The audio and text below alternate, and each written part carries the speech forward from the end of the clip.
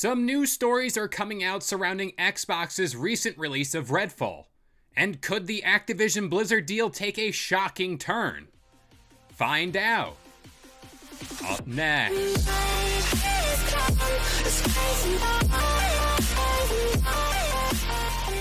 What up guys, this is Kalo, and I'm here to give you the lowdown on all things gaming, and if you're new here, feel free to subscribe to this channel for weekly video game news content, drop a like on the video, and welcome to the Weekend XP Share. So in today's Weekend XP Share, we are double dipping in the Xbox field, but these stories are pretty shocking. First up, in regards to Redfall, things just keep coming out about this game that really gives us a perspective as to why it launched in the state it did. This report comes to us from Bloomberg and Jason Schreier, and if you were to read any article in the sources section of this video, I really recommend you read this one because it was just an overall great job by Jason Schreier. So he states development for Redfall began in 2018, and this was about the same time ZeniMax was looking to sell itself off.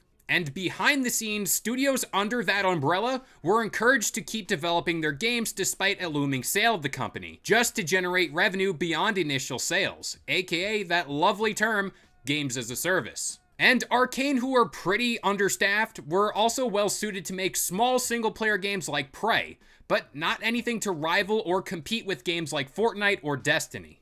And by the end of development for Redfall, 70% of Arcane Austin's staff were no longer with the company.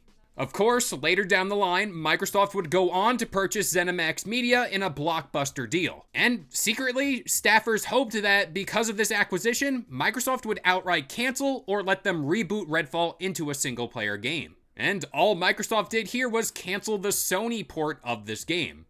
And then the rest was history. But at the same time too, Microsoft was kind of stuck between a rock and a hard place. In my opinion, only for the fact they looked bad releasing this broken of a game. But also I feel they looked bad either way if they just swooped in from a merger and just cancel a studio's hard work, which would damage studio morale. While we're talking about Microsoft, let's chat a bit more about the Activision Blizzard deal, as if you haven't heard enough about it already. And this is expanding on a video I did a while back talking about how Microsoft CEO Satya Nadella was alluding to the idea of pulling their products from the UK if the CMA didn't approve the merger. But according to a new report that just broke, Microsoft could be formulating their plans B, C, and even D to close out this deal even without the CMA's approval. And this report comes to us from MLEX and Resetra. And as of right now, Microsoft has hired lawyers and tasked them with examining how they could close this deal. One option that was thrown out on the table includes Activision exiting the UK for another European country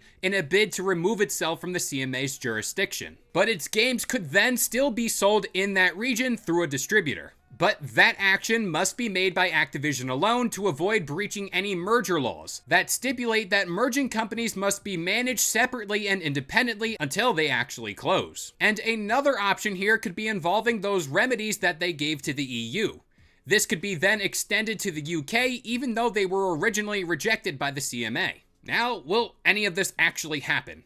Honestly, I think after those hearings that took place earlier this week, I honestly think Microsoft and the CMA could come to some sort of agreement with concessions. But it's pretty crazy to actually see Microsoft consider any and all options at this point in time. And while we're at it, reportedly the CMA is actively trying to impose this block worldwide, and not just in the UK. Quote, the company is also actively contesting the CMA's draft order that would give effect to its veto, banning Microsoft from acquiring an interest in Activision for several years and vice versa. The ability of the UK watchdog to impose a global ban solely to address concerns relating to the UK market is at the center of that, MLEX understands. Microsoft could challenge the final order in court and seek to narrow its scope, to potentially allow it to close elsewhere in the world. So, there you have it. Microsoft is really trying to hammer everything out and get this deal done. But as per usual, I'm going to pass this question off to you guys. Do you think this deal goes through with or without the CMA? I honestly think the concessions thing really comes into play here, and I think that's where we're going to end up. But that about does it here. I've been Kalo. I gave you the lowdown on all things gaming, and if you're new here, feel free to subscribe to this channel for weekly video game news content, drop a like on the video, and this has been the Weekend XP Share.